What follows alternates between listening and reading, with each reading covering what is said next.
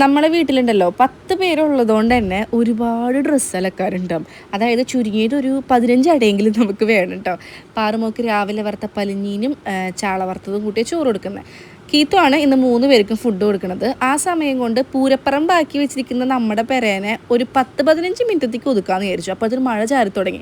അപ്പോൾ നമ്മുടെ കുട്ടച്ഛൻ ഡ്രസ്സിന് കാവലിരുന്നോളാം, നീ അകത്തേക്ക് ചെന്നോളാം എന്ന് പറഞ്ഞപ്പോൾ ഞാൻ എൻ്റെ പണിതേ കണ്ടിന്യൂ ചെയ്യാണ് കേട്ടോ. പാറുമോൾ ഇപ്പോൾ ഒരു ഉച്ചയ്ക്ക് ഭക്ഷണമൊക്കെ കഴിച്ച് കഴിയുമ്പോൾ അവളെ ചേച്ചിയുടെ അടുത്തേക്ക് പോവും. ഞാനാണെങ്കിൽ നല്ല മാങ്ങക്കഷ്ണവും ചാള വറുത്തതൊക്കെ എടുത്തിട്ട് നല്ല അടിയടിക്കാനിരിക്കുകയാണ്. പക്ഷെ മായയ്ക്ക് ഭയങ്കര പുളിയായിരുന്നു. എൻ്റെ തലയിലെ പേനടക്കം മരിച്ചിറങ്ങിപ്പോയി, അത്രമാത്രം പുളിയായിരുന്നു കേട്ടോ. കാശിക്കൂട്ടനെ ഉറക്കിയിട്ട് ഒന്ന് പുറത്തിറങ്ങിയപ്പോഴാണ് നല്ല കാറ്റും നല്ല ക്ലൈമറ്റ് കേട്ടോ. ഞാൻ നോക്കിയപ്പോൾ അച്ഛൻ ഓരോന്ന് ചെയ്തുകൊണ്ടിരിക്കുകയാണ്. നമ്മുടെ കുട്ടച്ഛൻ അങ്ങനെ ഒട്ടും വെറുതെ ഇരിക്കുന്ന ആളല്ല കേട്ടോ.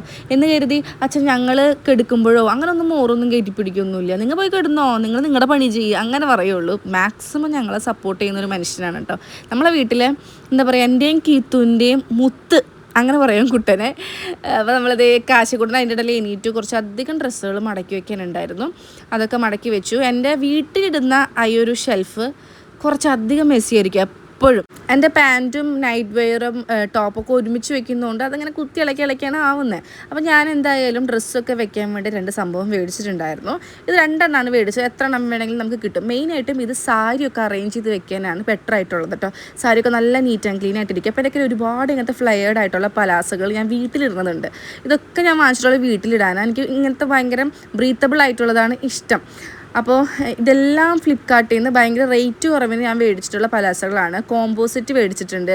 ഇതൊരു എന്താ പറയുക 10, 12, 13 പലാസകൾ ഞാൻ ഒരൊറ്റ ഷെൽഫല്ല ഈ ഒരു സ്റ്റോറേജ് ബോക്സിലാക്കി വെച്ചിട്ട് അതും കൂടെ ഞാൻ വീട്ടിലിടുന്ന ഡ്രസ്സിൻ്റെ ഷെൽഫിൽ എടുത്ത് വെക്കാമെന്ന് വെച്ചു. ഇതാവുമ്പോൾ നമുക്ക് ആവശ്യാനുസരണം എടുക്കാമല്ലോ.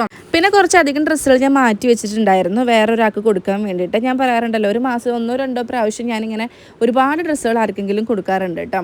അപ്പോൾ ഈ ബാഗും കൂടെ ഇതിൻ്റെ കൂടെ വെച്ച് കൊടുക്കാമെന്ന് വിചാരിച്ചു. ഇത് എന്താ പറയുക, ഒരുപാട് യൂസ്ഫുൾ ആവുന്ന ഒരു സംഭവമാണ്. ശരിക്കും പറഞ്ഞാൽ 17 ജോഡി ഡ്രസ്സാണ് ഞാൻ ഇതിലെടുത്ത് വെച്ചത് കേട്ടോ. അപ്പോൾ എന്തായാലും ഞാൻ ടാഗ് ചെയ്ത് കൊടുക്കുന്നുണ്ട്, ചെക്ക് ചെയ്ത്.